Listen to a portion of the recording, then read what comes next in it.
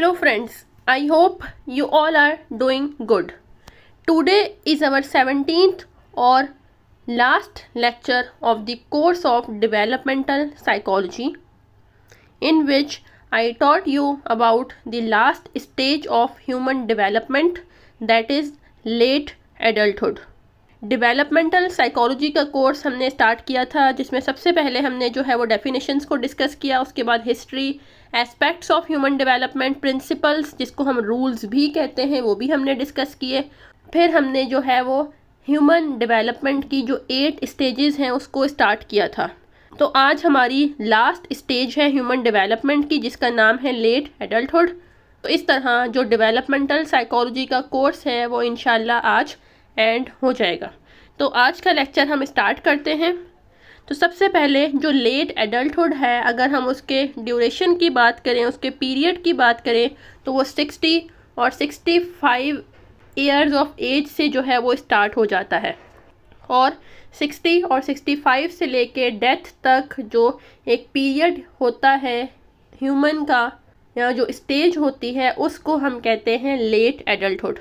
अब हम देखेंगे कि लेट एडल्टहुड में कौन कौन सी फिज़िकल डेवलपमेंट, फिज़िकल लेवल पे क्या चेंजेस हो रहे होते हैं, इंटेलेक्चुअल लेवल पे और साइको सोशल लेवल पे जो है वो एक इंडिविजुअल के अंदर क्या क्या चेंजेस जो है वो हो रहे होते हैं।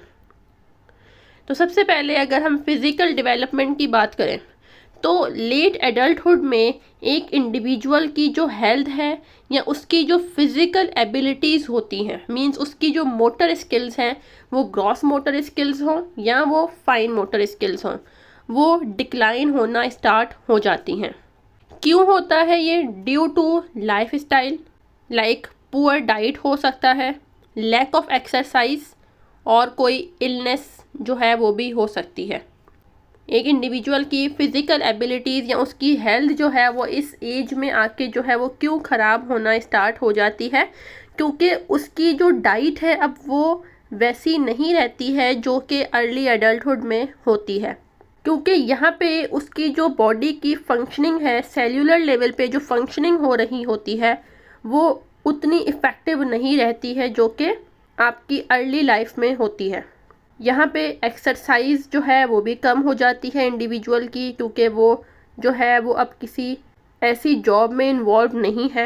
एक्सरसाइज वो नहीं कर पा रहा किसी रीज़न की वजह से, हो सकता है उसको कोई ऐसी इलनेस हो, तो उसकी वजह से उसकी जो हेल्थ है और उसकी जो फिज़िकल एबिलिटीज़ होती हैं एक इंडिविजुअल की, वो इस एज में आके डिक्लाइन होना स्टार्ट हो जाती हैं।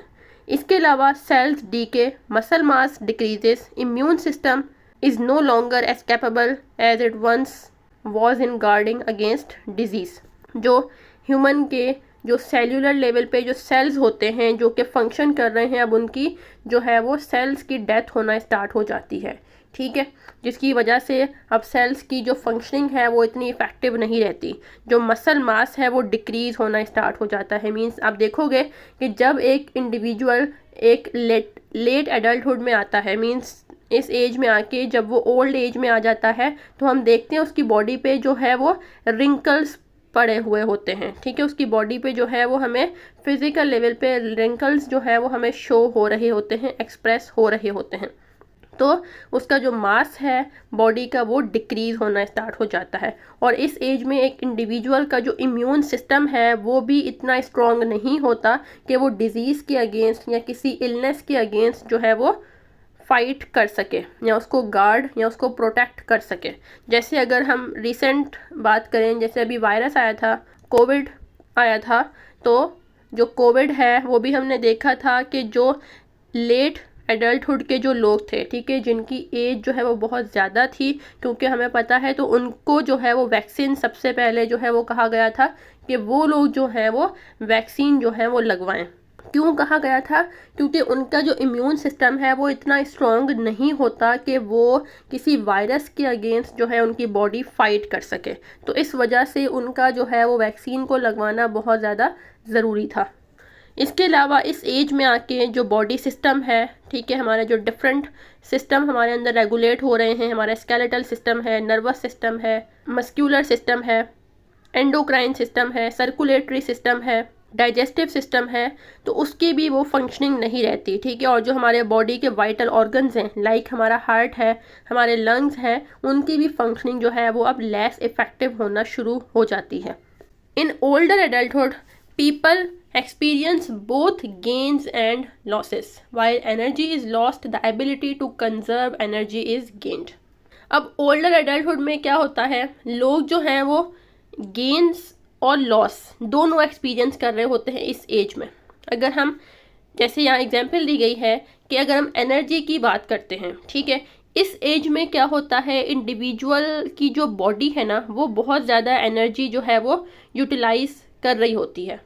मीन्स इस एज में क्या है, अगर यहाँ पे इस एज में इंडिविजुअल कोई बड़ा काम कर लेता है, ठीक है, कोई ऐसा काम जिस पे बहुत ज़्यादा मेहनत लगती हो, ठीक है, तो अगर यहाँ पे वो इंडिविजुअल ऐसा काम कर लेता है तो इस काम में उसकी डबल एनर्जी जो है वो यूटिलाइज हो रही होती है। अगर हम वही काम एक अर्ली एडल्टहुड के इंडिविजुअल से करवाते हैं तो हम देखेंगे कि अर्ली एडल्टहुड में जो इंडिविजुअल है, ठीक है, जो यंग एडल्ट है, उसको उस काम को करने के लिए एनर्जी कम चाहिए। और अगर हम लेट एडल्टहुड वाला जो इंडिविजुअल है, अगर वही वो काम कर रहा है तो उसको उस काम के लिए एनर्जी जो है वो ज़्यादा जो है वो उसकी यूटिलाइज हो रही होती है। और अगर हम दूसरी बात देखें तो यहाँ पे इस एज में एनर्जी कंजर्वेशन जो है वो भी ज़्यादा हो जाती है, ठीक है। मींस कैसे, यहाँ पे क्योंकि एडल्ट्स जो हैं, अगर हम देखते हैं नॉर्मली क्या है, इस एज में जो एडल्ट्स होते हैं वो काम नहीं करते, ठीक है। मतलब यहाँ पे इस एज में आके इंडिविजुअल जो है वो अपनी जो डेली लाइफ की जो जॉब्स वगैरह होती हैं वो इससे रिटायरमेंट जो है वो ले लेते हैं, ठीक है, क्योंकि वो इतने एबल नहीं होते कि वो काम कर सकें अब। तो यहाँ पे इस एज में इंडिविजुअल जो है वो रिटायर हो जाते हैं, चैरिटी वाला जो काम है, एनजीओज वगैरह को ज्वाइन कर लेते हैं, जो अब हम आगे अभी साइको सोशल चेंजेस में पढ़ेंगे, साइको सोशल डेवलपमेंट पढ़ेंगे, तो आपको उससे आप इसको रिलेट कर पाएंगे कि कैसे जो है मैं आपको इसमें क्या बताना चाह रही हूँ। अच्छा, तो यहाँ पे क्या होता है कि इंडिविजुअल के अंदर जो एनर्जी कंजर्वेशन जो है उसकी जो एबिलिटी है वो ज़्यादा हो जाती है। इसका मतलब क्या है कि यहाँ पे एडल्ट्स क्योंकि ऐसे काम नहीं कर रहे होते, ठीक है, मतलब यहाँ पे अगर हम अपने एडल्ट्स को जो है, इस एज वाले जो एडल्ट्स हैं उनको हम जो है वो जितना ज़्यादा रेस्ट जो है वो दे सकते हैं, हम उनको कहते हैं कि आप रेस्ट करें, आप जो है वो काम नहीं कर पाएंगे, ठीक है। तो हम देखते हैं यूजुअली इस एज के जो एडल्ट्स होते हैं वो मोस्टली जो है वो रेस्ट वगैरह ही कर रहे होते हैं, या कोई ऐसे काम कर लेते हैं जिसमें जो है वो ज़्यादा एनर्जी जो यूटिलाइज ना हो। तो यहाँ पे क्योंकि अब वो काम नहीं कर रहे तो वो जो उनकी एनर्जी होती है तो वो क्या है, उनकी बॉडी में कंजर्व होती जाती है। तो इस तरह यहाँ पे एनर्जी कंजर्वेशन जो है वो ज़्यादा हो रही होती है। लेकिन अगर हम बात करें कि अगर उस एडल्ट से हम कोई ऐसा मेहनत मुशक्क़त वाला काम करवा लेते हैं तो वहाँ पे उसके लिए जो है उसको उसकी डबल एनर्जी जो है वो यूटिलाइज होगी। इसके अलावा अगर हम देखें तो यहाँ पे जो है इंडिविजुअल की जो अंडरस्टैंडिंग है, जो पेशेंस है और जो उसका एक्सपीरियंस और विजडम, ठीक है, ये जो क्वालिटीज़ हैं ये पीक पे होती हैं, ठीक है।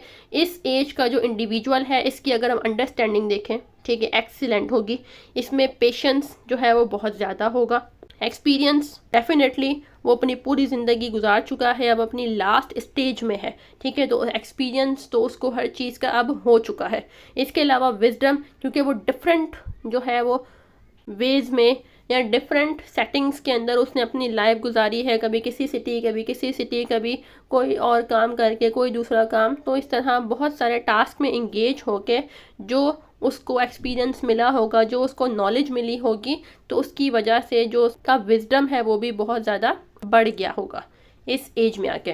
तो हम यहाँ पे कहते हैं कि यहाँ पे जो पीपल हैं वो गेन भी एक्सपीरियंस करते हैं और लॉस भी एक्सपीरियंस कर रहे होते हैं, ठीक है। मींस यहाँ पे इस एज में हम ये नहीं कहेंगे कि सिर्फ यहाँ पे जो है वो नुकसान ही नुकसान है इस एज में आके कि बॉडी पे रिंकल्स पड़े हैं, मेमोरी ख़त्म हो रही है, ठीक है, कॉग्निटिव जो एबिलिटीज़ हैं वो इतनी ज़्यादा इफ़ेक्टिव नहीं रही हैं, वो काम कोई नहीं कर पा रहा है, ठीक है, बिल्कुल ऐसा नहीं है।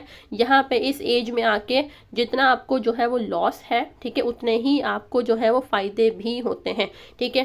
फ़ायदे कौन कौन से, जैसे हमने देखा उस बंदे की अंडरस्टैंडिंग, पेशेंस, एक्सपीरियंस और विजडम जो क्वालिटीज़ हैं वो उसके अंदर हाई होंगी, जो कि लेट एडल्टहुड वाला जो इंडिविजुअल होगा as comparative to young adulthood या मिडिल एडल्टहुड।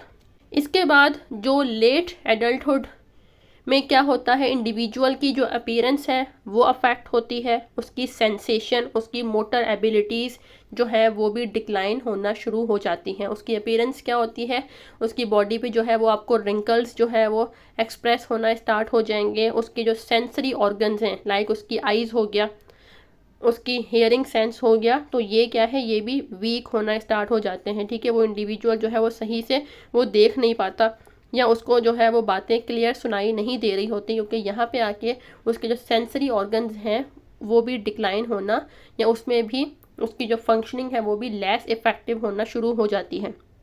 इसके अलावा उसकी जो मोटर एबिलिटीज़ हैं, जो उसकी मसल कोऑर्डिनेशन है, जो मसल इंट्रैक्शन है, वो भी उसमें भी डिक्लाइन आना शुरू हो जाता है।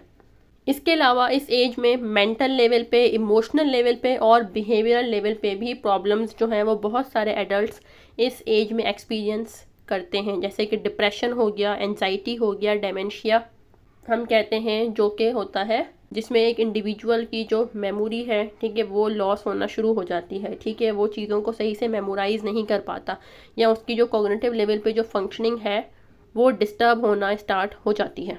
Poor nutrition, inadequate sleep, metabolic problems cause dementia, which affects 4% of those over age 65। अगर हम देखें कि कितना परसेंट जो है एडल्ट्स जो है वो डेमेंशिया को एक्सपीरियंस करते हैं ओवर द एज ऑफ 65, तो जो है वो देखा गया है कि 4% जो एडल्ट्स हैं वो अफेक्ट होते हैं। और कॉजेज़ क्या क्या हो सकते हैं डेमेंशिया के, पुअर न्यूट्रिशन हो सकती है, ठीक है, नींद का जो है वो मुकम्मल ना होना, और जो उसके मेटाबॉलिक लेवल पे या उसका जो मेटाबॉलिज्म है वो सही से फंक्शन नहीं कर रहा होता, जिसकी वजह से जो लेट एडल्टहुड का जो इंडिविजुअल है वो डेमेंशिया एक्सपीरियंस कर सकता है। बाकी डिप्रेशन, एंजाइटी भी जो है वो लेट एडल्टहुड का इंडिविजुअल जो है वो एक्सपीरियंस कर सकता है। ये कब एक्सपीरियंस होगा, जब उसकी जो पूरी ज़िंदगी जो गुजर चुकी है, जब वो अपनी उस लाइफ से सेटिस्फाई नहीं होगा, जब वो ये सोचेगा कि यार मैंने जो जो अपनी ज़िंदगी में जो काम करने थे मैंने वो नहीं किए, ठीक है, मैंने अपनी ज़िंदगी को वेस्ट कर दिया। ठीक है, यहाँ पे क्या है, वो इंडिविजुअल जो है वो डिप्रेशन एक्सपीरियंस करेगा। और यहाँ पे एंजाइटी क्या हो सकती है, उसको मेरी डेथ होगी तो उसके बाद मेरा क्या होगा, so this and all that, ये क्या है उस इंडिविजुअल में एंजाइटी कॉज कर सकते हैं। इसके बाद हम आते हैं इंटेलिजेंस और मेमोरी पे। तो most people in this age are mentally alert. ठीक है, इस एज में बहुत सारे लोग जो हैं वो मेंटली अलर्ट होते हैं, लेकिन देखा गया है कि जो इंडिविजुअल की जो इस एज में इंटेलिजेंस है या उसकी जो मेमोरी है वो जो है वो डिक्लाइन होना स्टार्ट हो जाती है। ठीक है, डेट्रियोरेट होना स्टार्ट हो जाती है।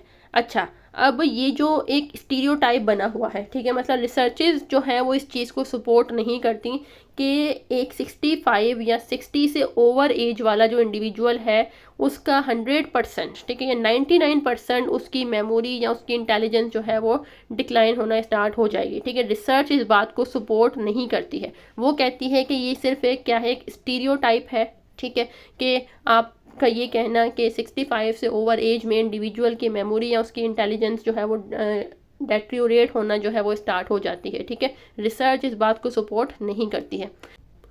रिसर्चर्स ये कहते हैं कि जो ओल्डर एडल्ट्स हैं, ठीक है, उनमें ये हो सकता है कि उनकी जो लर्निंग का जो प्रोसेस है वो स्लो हो जाए। ठीक है, वो उन टास्क में जो है वो वैसा परफॉर्म नहीं कर पाएँ, ठीक है, जैसा कि वो पहले करते थे।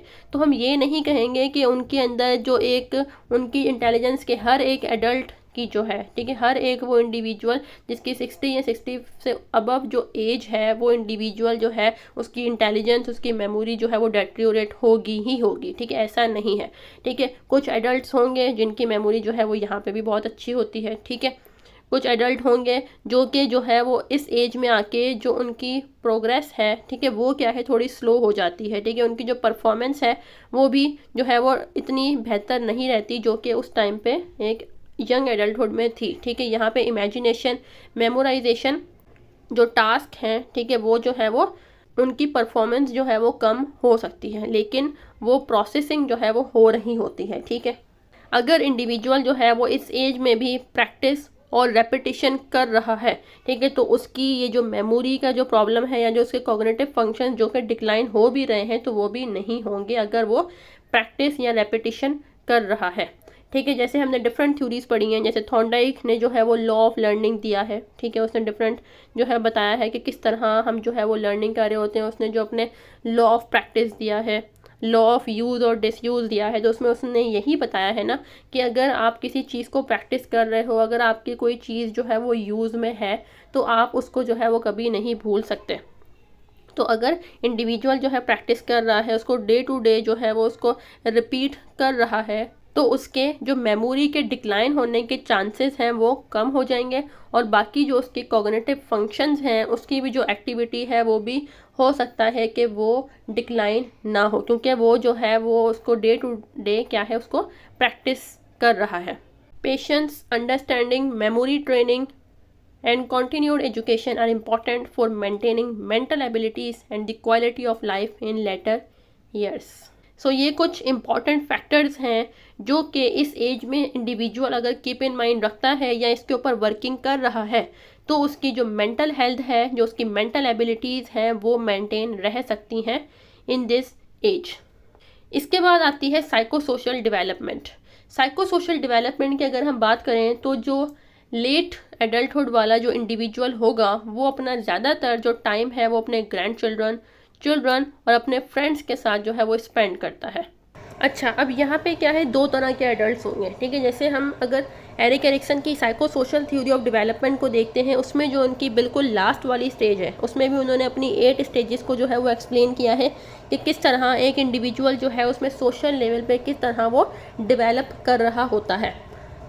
तो उनकी जो लास्ट स्टेज है वो है ईगो इंटीग्रिटी वर्सेस डेस्पेयर, जिसमें वो ये कहते हैं कि एक वो एडल्ट है, ठीक है, जो अपनी लाइफ से सेटिस्फाई है, जो वो अपनी ज़िंदगी गुजार के आया है उससे सेटिस्फाई है, कि मतलब उसने जो जो करना था अपनी लाइफ में, जो जो करने का सोचा था वो उसने सब कुछ किया, तो अब वो यहाँ पे आके वो सेटिस्फाई है, ठीक है, उसको कोई डिप्रेशन, कोई एंजाइटी नहीं है। लेकिन ऑन दी अदर हैंड एक इंडिविजुअल है जिसको जो है रिग्रेट है कि मैंने जो है वो तमाम काम नहीं किए जो कि मुझे करने थे, ठीक है, मैंने अपनी लाइफ को जो है वो वेस्ट किया है।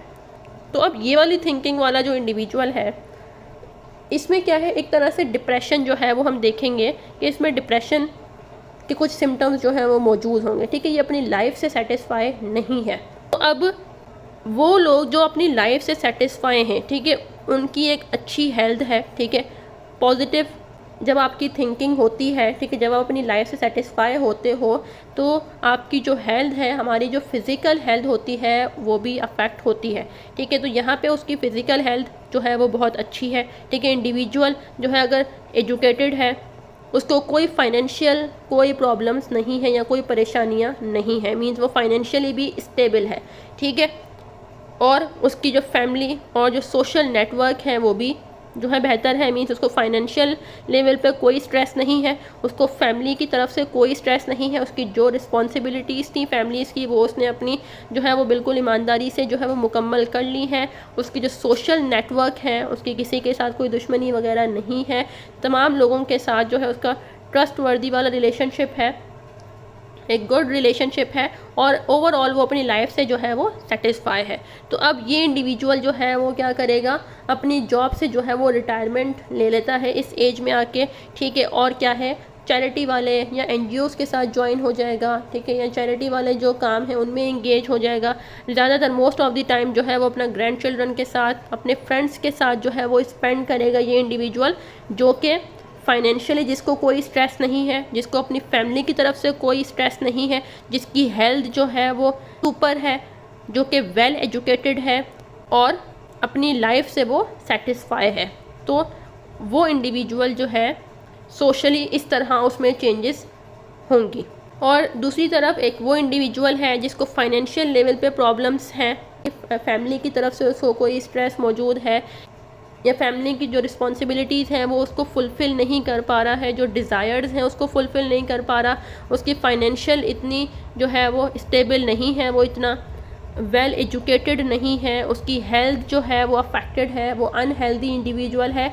तो ये इंडिविजुअल जो है वो हम देखेंगे कि ये जो इंडिविजुअल है वो रिटायरमेंट का नहीं सोच सकता जब तक अपनी वो फैमिली को स्टेबल नहीं कर लेता, जब तक वो अपनी रिस्पॉन्सिबिलिटीज़ को फुलफ़िल नहीं कर सकता, तब तक जो है वो अपनी जॉब से रिटायरमेंट का नहीं सोचेगा, ठीक है। तो एक इसकी जो है इस तरह की सोशल चेंजेस हम देखेंगे कि इसकी जो है इसमें डिप्रेशन मौजूद हो सकता है। तो ये अपनी लेट लाइफ में जाके भी क्या है कामों में ही लगा हुआ नज़र आएगा आपको, ठीक है। क्यों? क्योंकि इस पे अभी जिम्मेदारियां मौजूद हैं।